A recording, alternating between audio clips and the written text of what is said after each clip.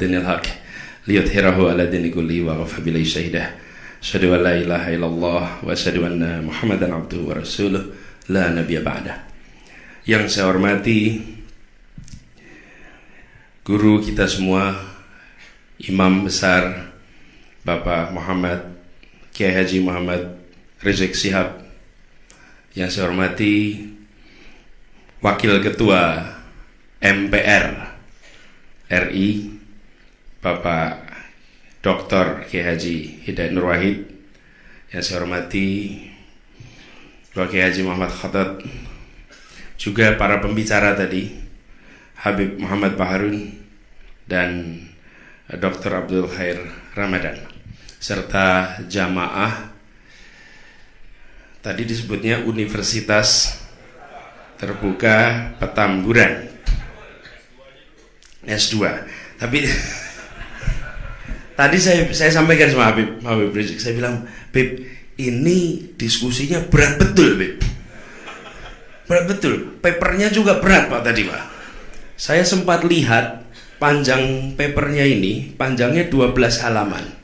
Panjang papernya 6 halaman itu catatan kaki. Kalau di dunia akademik, sebuah paper itu kalau catatan kakinya solid, itu artinya papernya hampir sulit untuk ditumbangkan, karena semuanya punya rujukan.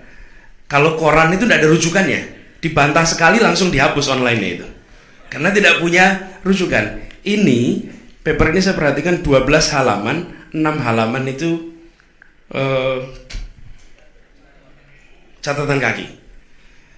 Beb, ini berapa waktu yang lalu ada 2 orang ahli ilmu politik di Amerika Serikat, yang satu dari Harvard, yang satu dari Chicago, menulis tentang Zionisme. 2 orang ini, yang satu dekan sekolah pemerintahan Kennedy School, dekannya. Yang satu adalah mahaguru ilmu politik. Dua-duanya raksasa di dalam kajian ilmu politik, menulis tentang lobby Yahudi di Amerika. Jumlah papernya itu 82 halaman. 84 halaman. 42 halaman itu catatan kaki.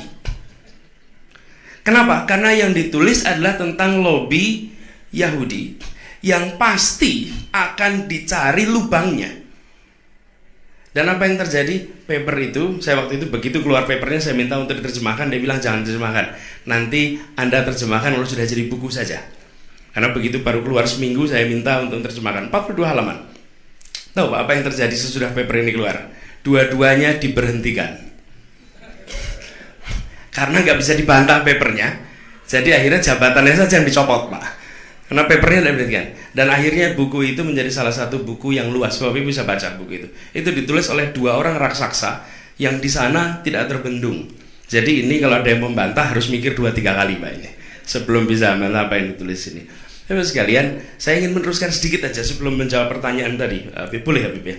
Ini kalau tambahan tidak ada bayaran tuh ya. Ustadz Khotot tadi ada tagihan itu nanti. Saya ada tagihan di kemudian hari, kan repot ini. Tapi begini, saya menarik sekali apa yang disampaikan tadi. Dan Pak Hidayat tadi menyampaikan juga soal bahwa bentangan transnasionalis sebenarnya umat Islam sudah mulai. Dan rasanya memang kita harus mengambil alih diskurs ini, terutama tentang jalur sutra. Jalur sutra itu pertanyaan dasarnya, apa sih yang dijual di jalur sutra itu? Apa barang yang dibawa di jalur sutra itu? Yang dibawa adalah rempah-rempah. Dibawanya dari mana? Dari Maluku. Ketika kemudian jalur sutra itu ditutup, yang pegang adalah pedagang Islam. Dari mana? Dari, kalau kita nyebutnya Barat Tengah sampai ke Maluku. Karena itu istilahkan yang sekarang digunakan, kami kemarin mencoba menggunakan istilahnya jalur rempah. Dan jalur rempah hampir seluruh pedagangnya adalah pedagang Muslim. Ya, semuanya dari bentangannya, dari Maluku di bawah Jazirah Arab di Oman sampai ke ujung di dekat Mesir. Ditutup di situ sama Utsman sehingga tidak bisa langsung naik ke atas. Ini bentangannya, dan menguasai perekonomian dunia. Sampai dengan abad 16, 60% GDP dunia itu adanya di Asia. Dan di mana? Di jalur rempah. Dan siapa yang menguasai? Yang menguasai adalah para saudagar-saudagar Muslim. Ini lewat. Jadi Pak, saya waktu itu Menteri Pendidikan, datang seorang Mayor Jenderal Purnawirawan mau mengadakan pameran jalur sutra. Lalu saya katakan, Pak Jenderal, ini saya ngomong terus terang ya Pak ya, saya tidak bersedia hadir, saya tidak bersedia membuka, dan saya usul pada Bapak jangan menyelenggarakan acara ini. Kenapa? Karena ini adalah soal cepat-cepatan klaim, kita kalah cepat. Bahwa rempah itu dibawanya dulu memang jalur sutra, tapi kemudian menggunakan jalur laut, jauh lebih murah, jauh lebih efisien, dan di sanalah yang namanya trans multinasional Muslim itu terjadi. Bentangannya kira-kira dari Maroko sampai Maluku. Itu bentangannya, dahsyat. 60% GDP dunia di tangan mereka. Sesudah revolusi industri baru turun. Tapi sebelum revolusi industri, baca di semua catatan sejarah ekonomi dunia, pasti akan terlihat bahwa penguasaan itu adanya di wilayah ini. Nah, dan apa bahasa internasionalnya? Bahasa internasionalnya adalah bahasa Arab. Bahasa Arab itu bahasa internasional. Di lingua franca di semua titik menggunakan bahasa Arab. Ini menurut saya harus dikembalikan dalam catatan. Ini mengingatkan kembali. Apalagi dalam cerita ini sentralnya adalah Maluku dengan rempahnya. Kita menurut saya punya peran yang tidak kalah besar. Lalu yang kedua, soal trans itu. Jadi sempat diceritakan sedikit bagaimana kita dan dunia. Ada hal yang mungkin sering terlewatkan. Bapak-bapak, Ibu di sini pernah mendengar Diniyah Putri di Padang Panjang? Pernah ya, Diniyah Putri Padang Panjang? Tahun 56, Rektor Al-Azhar, Grand Syekh Al-Azhar datang ke Indonesia. Lalu diantar oleh Pak Natsir. Muhammad Natsir ini tokoh Masyumi yang berasal dari Padang Panjang, dia bawa ke Padang Panjang. Grand Syekh Al-Azhar ini sampai di Diniyah Putri itu shock, kaget melihat satu sekolah semuanya perempuan, gurunya semuanya perempuan, semuanya menguasai Quran, hadis, dan berbahasa Arab dengan lancar. Mereka heran. Kenapa? Di Al-Azhar tidak ada perempuan. Di Al-Azhar tidak ada perempuan. Kita bicara tahun 56. Apa yang terjadi? Pimpinan di situ namanya Rahmah Al-Yunusiyah. Lalu Grand Syekh Al-Azhar ini bilang, saya mengundang kepada Rahmah Al-Yunusiyah untuk datang ke Al-Azhar. Tahun berikutnya dia berangkat ke Al-Azhar. Dan apa yang terjadi? Membuka program perempuan, pendidikan perempuan pertama kali di Al-Azhar. Setelah lebih dari 900 tahun di Al-Azhar tidak ada pendidikan untuk kaum perempuan. Yang membuka siapa? Yang membuka seorang Ahlus Sunnah wal Jamaah berasal dari Indonesia. Muridnya lebih terkenal, muridnya Rahmah Al-Yunusiyah.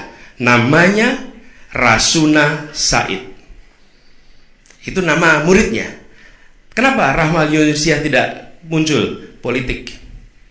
Karena seluruh wilayah itu terlibat PRRI, termasuk guru-gurunya. Dan guru-gurunya dua pilihan, masuk penjara atau dibuang ngajar di gunung. Dan ada yang memilih dibuang ngajar di gunung. Anaknya namanya Fasli Jalal, Pak. Itu guru di situ. Itu semuanya dikasih pilihan begitu, masuk penjara atau muncul. Akibatnya peran Rahmah Yunusiyah ini dihilangkan. Apa yang mau saya sampaikan? Tempat ini, Indonesia ini sebenarnya adalah sumber untuk inspirasi umat Islam dunia. Dan lalu sumber yang terbaru adalah 2 Desember 2016. 212. Wah, dunia kaget. Dunia terkejut. Kok bisa 7,8 juta orang berkumpul, marah loh ini. Kan lagi marah loh. Kok senyum gitu? Saya damai gitu. Nggak ninggalin kekerasan, nggak ninggalin sampah, nggak ada rumah terbakar. Bapak Ibu sekalian, cari tempat lain di seluruh dunia. Jika ada kejadian seperti ini, yang baru ras saja, di Amerika saja ras itu berujung pada kekerasan. Di Eropa ras berujung pada kekerasan. Di Pakistan berujung pada kekerasan. Di Indonesia berujung pada apa? Zikir bersama 7,8 juta orang. Dan lalu tidak meninggalkan bekas. Persis semuanya. Bapak sekalian, dunia sedang terkaget-kaget. Mari kita bikin kaget dunia lebih sering dari Indonesia. Iya, betul, dunia lagi kaget. Saya juga hari ini kan kaget, Pak. FPI perasaan ini gambarannya FPI kan lain, Pak. Sampai sini belajarnya berat betul FPI ini. Lah yang pada ngeritik FPI ngomongnya nggak seberat ini, Pak. Gitu. Di sini berat betul belajarnya. Jadi Bapak sekalian, ini satu peluang untuk kita kembalikan. Dan saya pribadi, nah ini saya meneruskan apa yang disampaikan. Saya pribadi, apa yang disampaikan oleh Ustadz Khotot tadi menarik sekali. Seringkali problem sering muncul, kenapa? Kalah cepat dalam melakukan klaim. Kalah cepat melakukan klaim. Terus sekalian, kalau duta besar bicara, duta besar Jepang bicara, dia pasti menyebut duta besar. Alhamdulillah kita memiliki alumni, sebut nama salah satunya Anies Baswedan. Oh, dia diklaim. Sama seperti kami dapat tamu namanya Dr. Hidayat Nur Wahid, pasang fotonya. Lagi apa? Diklaim. Karena itu umat Islam Indonesia sering-seringlah cepat-cepat mengklaim. Kalau ada umat Islam Indonesia muda baru pulang sekolah, cepat-cepat diklaim. Kenapa? Kalau nggak diklaim orang lain. Dan kalau diklaim orang lain, kita kecenderungannya mengikuti klaim orang lain. Seperti yang soal Syiah ini. Saya diisukan Syiah. Saya bilang kenapa ya bukan si B saja gitu. Si C kayak. Ini kata Habib juga kemarin waktu ketemu ya Habib. Ketemu si A, si B, si C. Tapi si A gitu. Saya terus terang tidak tahu rujuknya di mana. Karena kalau ditanya latar belakang kegiatan, belas tidak ada nyambungnya. Nggak tahu. Kalau dituduh liberal saya masih bisa jelaskan nyambungnya di mana. Kalau Syiah itu betul-betul saya tidak tahu di mana bisa disiar, kecuali lagi-lagi kunjungan duta besar Iran saya sebagai Menteri Pendidikan menerima kunjungan duta besar Iran, lalu kedutaan Iran melakukan pers release dipasang bahwa habis mengunjungi Menteri Pendidikan dan ini fotonya. Wah, beredar langsung. Tapi kalau ketemunya sama dubes Saudi nggak beredar fotonya itu loh. Tapi kalau ketemunya sama dubes Iran beredar fotonya. Dan lalu masif sekali. Sebenarnya tanggung jawab membuktikan atas semua tuduhan itu ada pada yang menuduh. Hanya masalahnya yang menuduhnya nggak jelas siapa. Jadi nggak jelas siapa yang bisa minta pertanggungjawaban. Tapi saya katakan di sini di depan forum ini bahwa saya bukan Syiah dan saya adalah seorang Ahlus Sunnah wal Jamaah. Clear.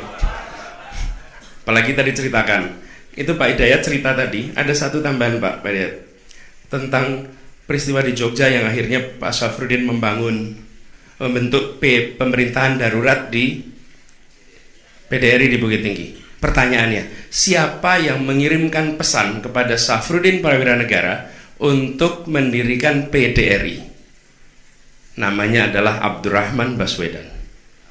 Pak R. Baswedan, yang waktu itu berada di Jogja, yang waktu itu bersama-sama diputuskan bahwa lakukan di Syafruddin yang sedang berada di Bukit Tinggi. Keluarga kami adalah keluarga dari dulu.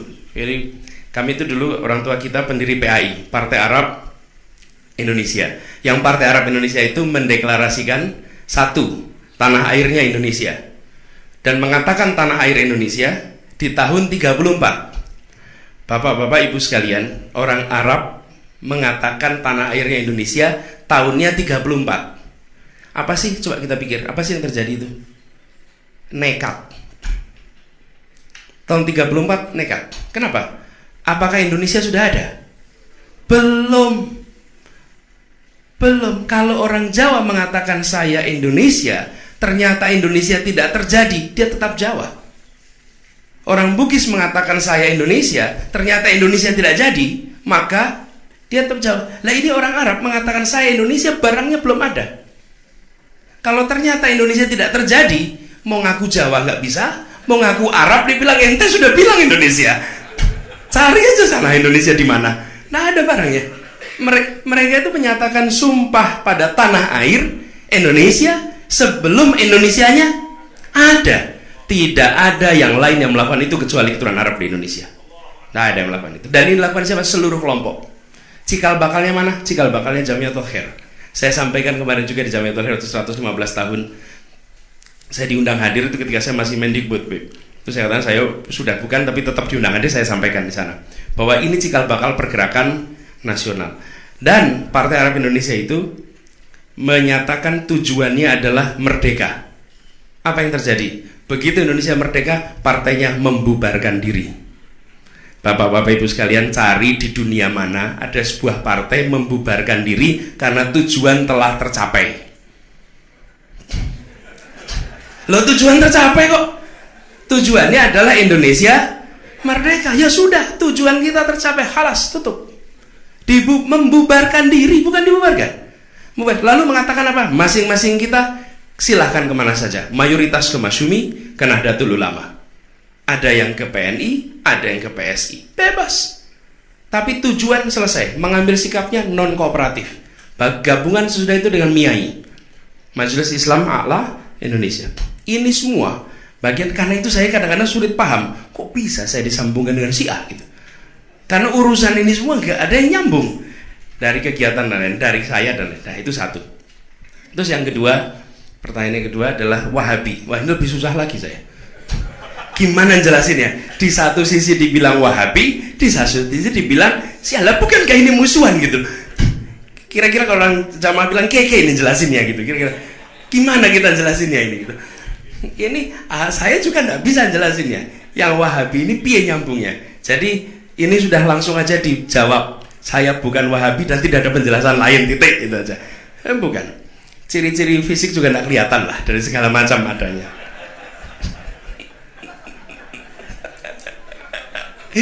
Ini jadi lucu, ini jadi berkeluarga. Kemudian yang ketiga adalah liberal. Liberal. Saya rasa liberal ini saya sama sekali tidak pernah diberi label liberal sampai menjadi rektor di Universitas Paramadina. Dan ketika itu, seperti disampaikan Pak Hidayat tadi, Paramadina rektor sebelumnya adalah Bapak Sohibul Iman yang sekarang menjadi presiden di PKS. Mari kita saksikan apa yang terjadi di Paramadina. Paramadina itu tempat munculnya berbagai kontroversi. Misalnya yang paling ramai adalah kawin lintas agama. Wih itu dahsyat betul. Macam-macam eksperimen pemikiran muncul luar biasa banyak. Dan kontroversi. Tapi itu kapan? Sebelum 2006. Yang kita ingat Paramadina itu sebelum 2006. Bapak-bapak pernah nggak dengar kontroversi 9 tahun terakhir ini? Nggak ada. Nggak ada. Sama seperti dulu ada api di sana. Semua kita mengatakan ada api, ada api, ada api. Tapi tidak ada yang mau ke sana dan memadamkan api. Ketika apinya padam, kita semua bersyukur apinya padam. Tahukah kita siapa yang memadamkan api? Tahukah kita siapa yang memadamkan api? Pernahkah kita bilang pada memadam api, Alhamdulillah, terima kasih, untung anta memadamkan api itu di sana? Tidak, justru malah mengatakan ente ada di situ pasti bikin apinya. Bener lah. Jadi saya mau tanya, 9 tahun terakhir ini adakah kontroversi muncul tempat itu? Nggak ada. Ditata universitas, dan yang memulai Pak Sohibul Iman. Beliau mengerjakan 2 tahun, lalu saya meneruskan. Saya meneruskan mulai 2007 sampai 2014. Ditata sehingga universitas ini menjadi universitas mainstream, bukan universitas produsen kontroversi. Jadi bahkan semua kegiatan Ustadz, kita itu sampai membuat, jangan sampai anak pulang, anak selesai, terus nanti nggak karuan. Dibuatkan sistem, dibuatkan tim. Untuk apa? Tidak ada acara di tempat ini yang tidak dapat approval dari sebuah tim. Namanya komite kegiatan, dibuat, dirapikan. Wih, bendungan macam-macam mau masuk. Misalnya, mau ada kerjasama mata kuliah tentang LGBT. Mantap itu. Datang, mengajak. Dipikir Paramadina mau. Kami bilang, kami tidak mau, kami tidak bersedia. Dapat universitas-universitas lain dan disebarkan kabar bahwa Paramadina mengalami kemunduran. Universitas lain mau mengajarkan, Paramadina tidak mau mengajarkan. Terserah, dibilang mundur, tidak apa-apa. Dan itu, tidak tentu. Saya kan tidak muncul di koran menyampaikan, saudara-saudara semua, alhamdulillah kami gagal, menggagalkan usaha mata kuliah LGBT. Kan tidak mungkin. Tidak katanya, tapi itu kita rapikan. Bapak sekalian, ini semua dikerjakan. Saya selalu mengatakan, bekerja dalam sebuah perjuangan seringkali bekerja dalam kesunyian, bekerja tanpa hingar-bingar, jauh dari tepuk tangan. Tapi insya Allah kalau dijalani dengan ikhlas, ridhonya menemani perjalanan itu. Insya Allah. Jadi saya ini lagi bukan liberal. Kalau liberal mungkinkah PKS kira-kira mengajukan saya sebagai calon? Kira-kira PKS loh ini. Nggak mungkin lah. Tapi justru saya kenal dengan Pak Dayat sudah lama, sudah puluhan, lebih dari 10 tahun, 15 tahunan. Ketika itu saya masih kuliah sudah kenal Pak Hidayat. Jadi kita, menurut saya kesempatan ini untuk tabayun menjelaskan. Dan saya berharap Bapak Ibu semua berkenan untuk ikut me-counter.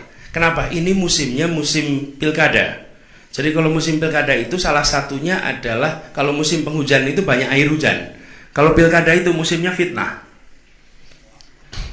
Jadi saya fitnah Syiah, fitnah sini ada fitnah terbaru lagi, kawin lagi. Nah yang ini sebagian ngangguk-ngangguk gitu. Kalau ibu-ibu langsung protes, kalau bapak-bapak bagian ente enggak berani gitu, bukan soal enggak berani gitu. Jadi saya katakan ini dapat fitnah baru lagi soal kawin lagi, tapi tidak itu semua. Jadi saya tegaskan melalui forum ini, saya berterima kasih Habib Rizik berkenan memberikan kesempatan silaturahmi. Saya sampaikan saya seorang Ahlus Sunnah wal Jamaah, bukan Syiah, bukan liberal, dan bukan Wahabi. Dan insya Allah kita akan sama-sama perjuangkan. Saya kemarin sampaikan, kita ingin Jakarta kembali jadi rumah kita. Masa di Monas tidak boleh majelis tabligh? Itu salah satu program Pak yang eksplisit. Begitu mulai langsung kita syukurannya di Monas nanti. Insya Allah. Mau korban di sekolah tidak bisa. Loh, terus kita ngajari anak korban di mana? Mau takbiran, orang Betawi tidak takbiran. Gimana jelasinnya coba? Saya bilang ini kita harus kembalikan semua.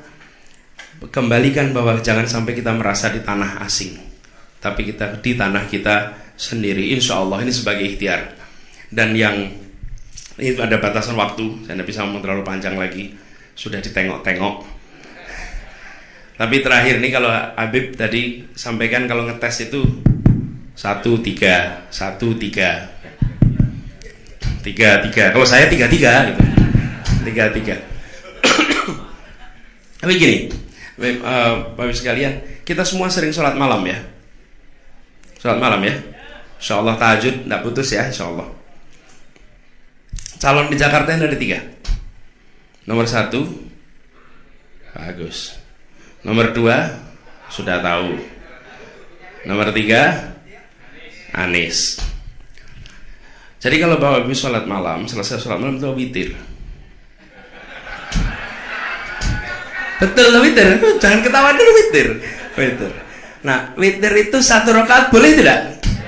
Boleh. 2 rakaat? Nah diingat-ingat itu ya. Witir itu tidak boleh 2 rakaat. Kalau 3 rakaat boleh nggak? Boleh. Afdol mana? 1 sama 3. Nah udah itu diingat-ingat aja.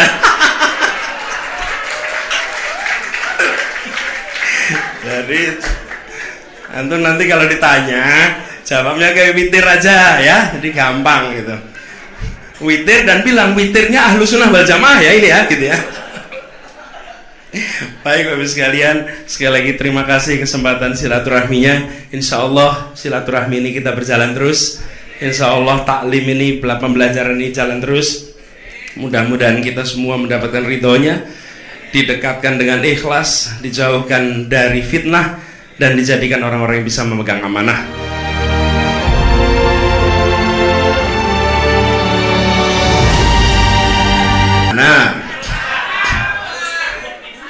Teruskan. Oh, ini teruskan buat pribumi. Ini kalau keluar di media bisa kutipannya separuh. Teruskan. Jadi gini, reklamasi. Kita posisinya jelas tegas. Dan saya rasa satu-satunya dari 3 calon yang mengambil posisi tegas. Resikonya besar. Resikonya adalah penggembosan besar-besaran, Beb. Tapi kami merasa lebih baik kami ambil posisi jelas tegas dan sampaikan pada semua, kita akan ikhtiarkan keadilan di Jakarta. Karena itu, ini saya langsung buka. Judul kampanye kita adalah tolak reklamasi. Nomor 1, kita akan menghentikan reklamasi Teluk Jakarta, dan kita tuliskan di situ, mengutamakan kepentingan nelayan dan masyarakat sekitar, memastikan lingkungan hidup terjaga, dan pulau reklamasi yang sudah terlanjur terbangun akan dikembalikan fungsinya untuk kepentingan publik. Yang kelima, menolak pembangunan pulau reklamasi untuk kepentingan komersial. Ya, jadi posisi kita tegas, dan ini aneh, betul-betul aneh. Ini bukan kampanye, tapi saya sampaikan di sini. Di satu sisi menyiapkan jalur-jalur air untuk dikirim ke laut, di sisi lain di lautnya dipasang dengan pulau reklamasi, tinggal tunggu waktu jadi rob, air balik. Dan ini melawan sunnatullah. Kenapa? Air itu turun dari langit ke bumi, bukan ke laut. Harusnya dimasukkan ke dalam bumi, masukkan tanah. Di seluruh dunia air jatuh itu dimasukkan ke tanah, bukan dialirkan pakai gorong-gorong raksasa ke laut. Jakarta telah mengambil keputusan yang fatal, yaitu airnya dikirim ke laut. Harusnya dibuatkan lubang di mana-mana. Efeknya sekarang Jakarta ini bawahnya kosong, nggak ada air. Efeknya nggak bisa nyedot sumur. Kenapa? Kekeliruan konsep. Karena kita akan kembalikan, reklamasinya dihentikan, airnya dimasukkan kembali ke laut, insya Allah. Terus satu tadi saya lupa menyampaikan, ada buku judulnya 50 tokoh liberal. Ada buku 50 tokoh liberal di Indonesia, itu bisa jadi rujukan Bapak Ibu sekalian, apakah siapa tokoh liberal Indonesia. Dan 50 tokoh liberal itu nama Anies Baswedan tidak ada di dalamnya. Jadi mereka pun nggak menganggap saya sebagai tokoh liberal. Padahal 50 minimal kesangkut lah, setengah-setengah gitu kan, enggak. Setengah-setengah aja enggak gitu. Ini gimana? Di sana nggak dianggap tokoh, di sana dibilang liberal. Tadi ini komplit aja saya sampaikan, menambahi saya lupa tadi. Dan insya Allah ini silaturahmi pertama, tapi nanti kapan-kapan kita bisa ikut di dalam diskusi Universitas Terbuka Petamburan ini, insya Allah. Dosen tamu bayarnya murah kok. Tidak pakai pokoknya penting silaturahmi. Kontribusi benar nanti, siap. Nanti jadi Universitas Terbuka Merdeka Selatan ya, insya Allah. Baik, terima kasih.